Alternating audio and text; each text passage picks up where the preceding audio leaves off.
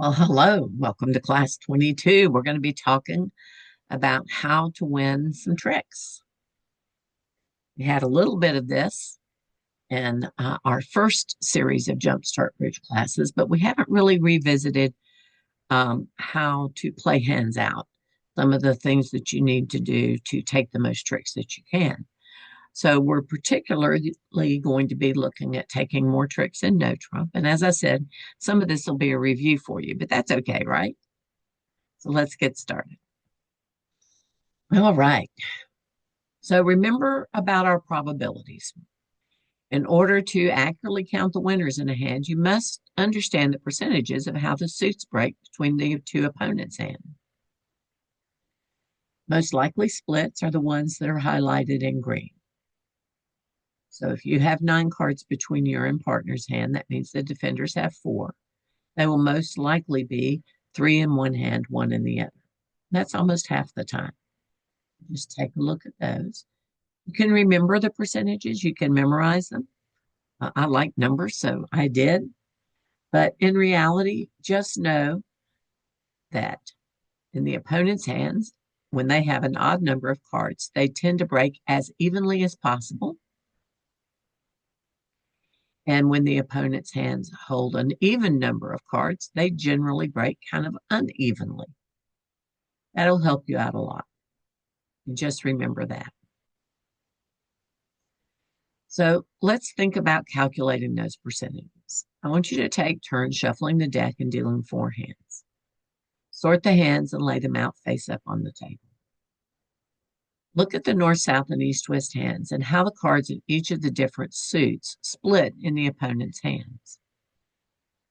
Redeal as time allows. See how close we stick to those percentages. Obviously, the more hands that you deal, the bigger sample size you have, the more accurate those percentages will be. But when you're playing a handout, what you want to be thinking is, this is how I expect those suits to break. And if you don't have any information that tells you otherwise, that's what you should count on. The best bridge players in the world know the percentages and they play them.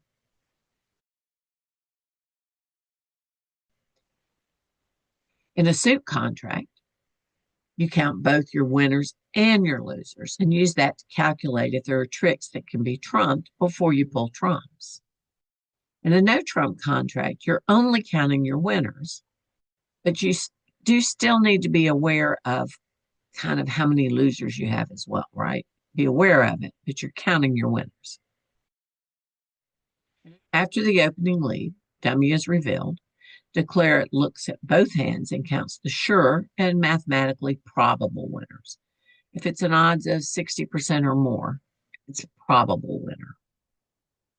When counting winners in no trump, never count more winners than the hand that has the longest number of cards. So when you are counting your winners, you have the cards in dummy and the cards in your hand. Don't count the winners in dummy and then count the winners in declarer's hand. Remember that every time the suit is led, you have to follow in the other hand, right? So here we have the ace, the king, the queen, the jack, and the 10 of hearts. But we can only count 4 winners because the dummy has 4 hearts. And remember, declarer's cards will play on top. You know, the cards meld together. You play the king of hearts, will play the 2. When you play the jack, dummy has to follow. It can either play the queen or the 10. So you can only have 4 winners.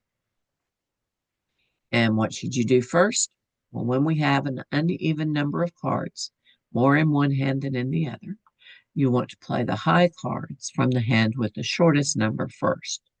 So we would start with either the king or jack of hearts and play the 2, and then play another heart, either winning in dummy or our hand. But eventually, we want to be able to win that last 4th heart in dummy.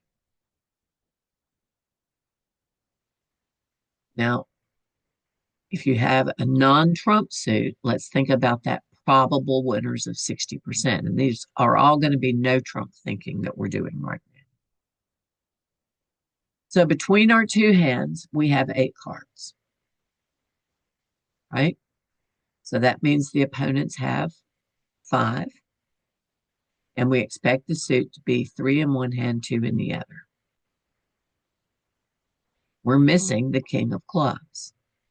So we're going to have to count on, well, we're probably going to lose one club, but then we'll have 3 clubs left in each hand. And I should be able to win 3 tricks in dummy. If I can discover who has the king of clubs and capture it, I might even win 4. But I can pretty much count that I'll win at least 3. If it's hard for you to follow with me talking, you can just lay these hands out on the table. As soon as I put the hand up, pause the video, lay the hand out on the table, and see how the cards work. So in this hand, we're in no trump. Let's count our tricks. Let's count spades. And again, you might want to lay both these hands out on the table, one in the north hand, one in the south hand, and kind of go through this and then come back to me and work it together. So let's count spades. We have the ace and the king, so we have 2 spade winners. In hearts, we have 2 heart winners. We have the ace and the king.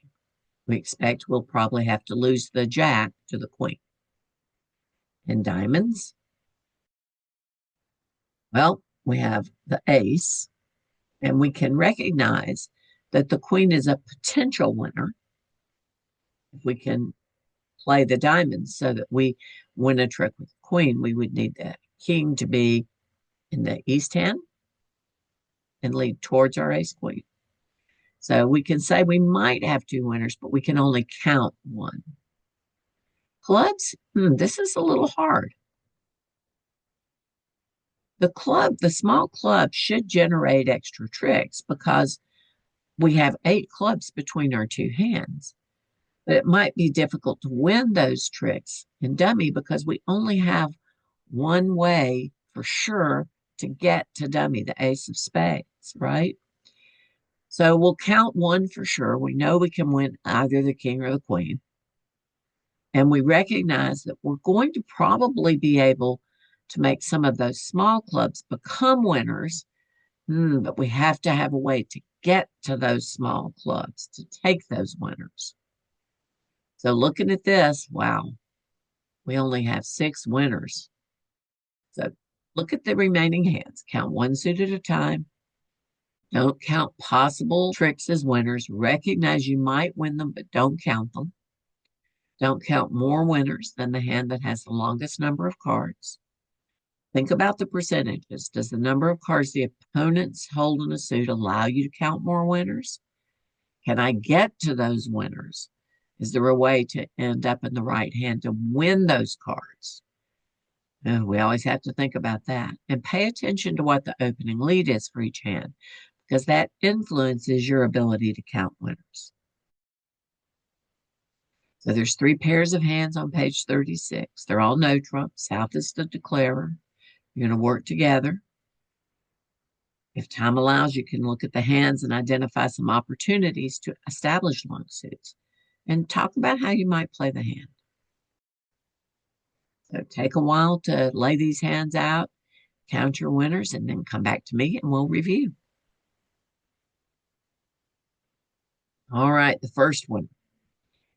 The opening lead was the 6 of hearts. So that meant that West led the 6 of hearts and North is the next one to play, correct? That's important. So in spades, how many winners do we have? Well, just 1. We know that we'll probably lose either the king or queen to the ace. We can recognize that the 10 of spades might become a winner. That's something we might look at, but it's not a winner. We only can count 1. In hearts, well, we can actually count 3 since the opening lead was the 6 of hearts. If we play a low heart from the north hand, East will have to follow. And if they don't play the queen, we'll win the jack. We'll still have the ace and king. If they do play the queen, we'll win the king, but now our jack's a winner, right? So we can win 3 heart tricks. In diamonds, probably have 4 tricks. I'm pretty sure we do. We have 8 diamonds between our 2 hands. We expect that the cards in the opponent's hand will break 3 in one hand, 2 in the other. So we're going to have to count on that we're going to lose to the king. We might not, but we're going to budget for that. Once we lose to the king, we will still have 4 diamonds in the south hand. And after the suit is played 3 times, the 8 and the 6 of diamonds should become winners. So we're going to count 4. Lose to the king. Our remaining 2 high diamonds will pull the remainder of the diamonds from our 2 opponents, and our 2 small diamonds will become winners. And in clubs, 2. We expect we'll have to lose to the ace of clubs, but we'll still have 2 remaining high clubs that will become winners. Hand number 2. The opening lead is the 3 of hearts. That came from the west hand. In spades, we don't have any winners. We can recognize that the king might become a winner, but we're not sure. We don't know who has the ace. In hearts, one winner, either the king or the queen. In diamonds, 4 winners. Once the queen is gone, all those diamonds are good. The king, the 10, the 9, the 8. I mean, we're going to have 4 diamond winners. What's the problem we might have? In the north hand, we don't have any way to take those diamond winners unless we can get to dummy. We're going to have a diamond to be able to get to the north hand in order to win all those diamond tricks. That's something we need to think about. And in clubs, 1 ace. And 3, we have the king, the queen, the jack, and the 10 of spades, and we have 4 spades in the west hand. So what we can expect is that we will lose to the ace, and the remaining spades will be good, will be winners. Notice our opening lead was the jack of hearts. So east is the last person to play to that opening lead. So we will have 2 heart tricks. If the king is played, we win the ace. Our queen is a winner. If they play something lower, we win the queen, and our ace will become a winner the next time. In diamonds, we have 3, the ace, the king, and the queen. We only have 7 diamonds between our 2 hands, so we expect the suit will break 4 in one hand, 2 in the other. So our remaining diamond, our 4th diamond, will probably not be a winner. And in clubs, 1. How'd you do? Pretty good? So your goal when you're playing no trump is to set up your suits. Quickly take the tricks you need to make your contract. But if you have to lose tricks to create tricks, usually you want to do that early. So just because you might have a whole bunch of tricks that you could just take right away, boom, boom, boom, boom.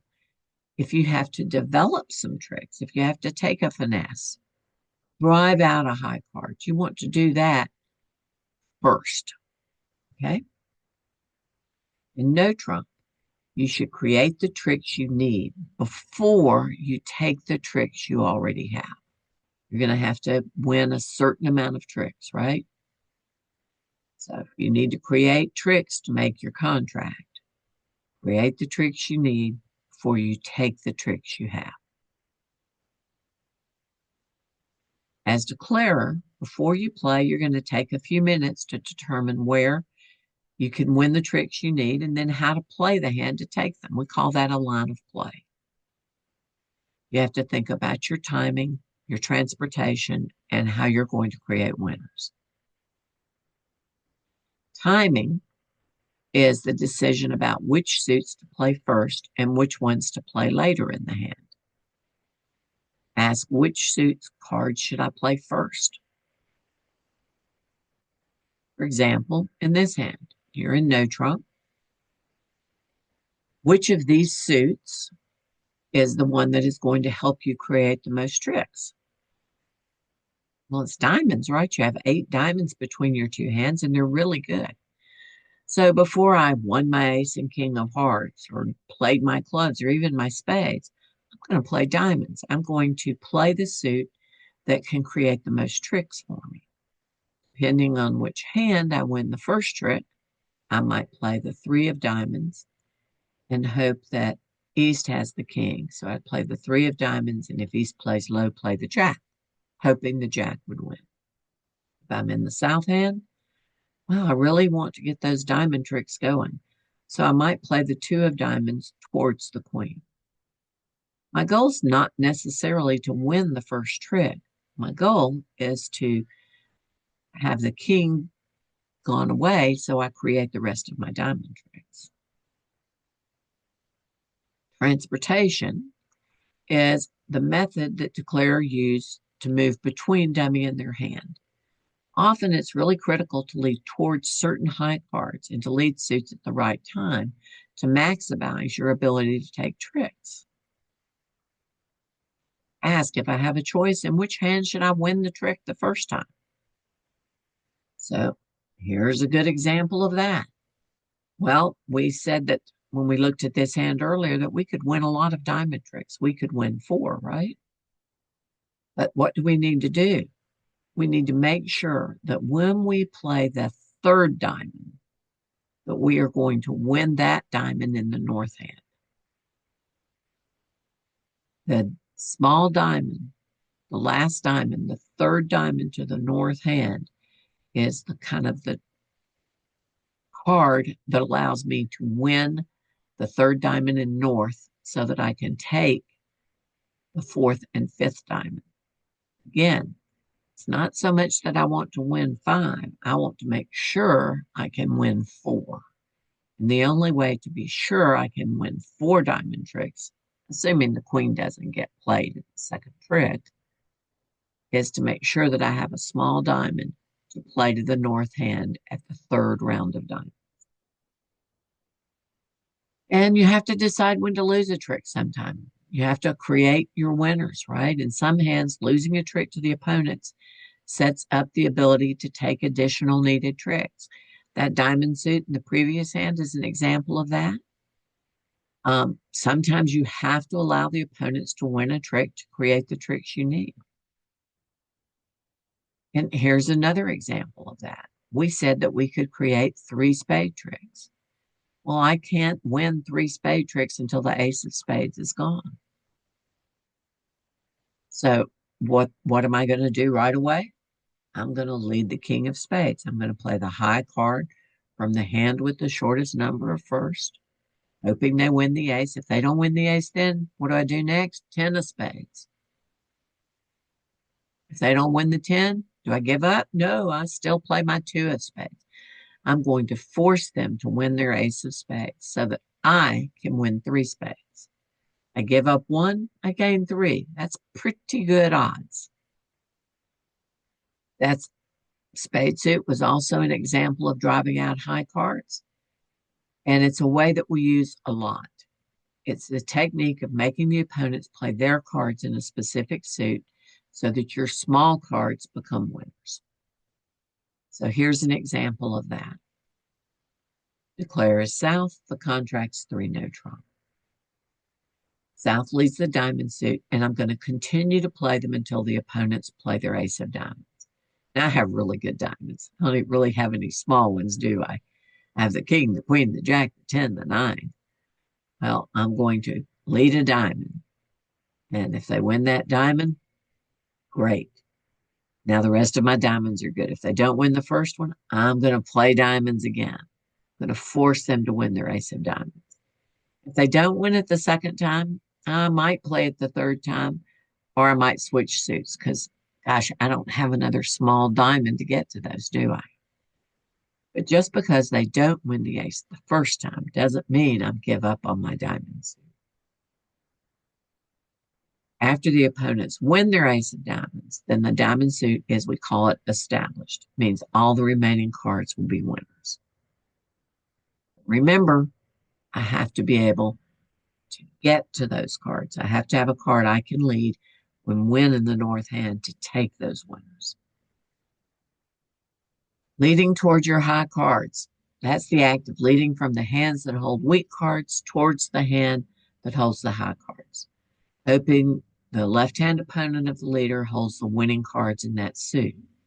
Example that we had before and in the spade suit was we didn't care who had the ace. It could be the person on my left or the person on my right. I didn't really care who had it. I just wanted them to play it.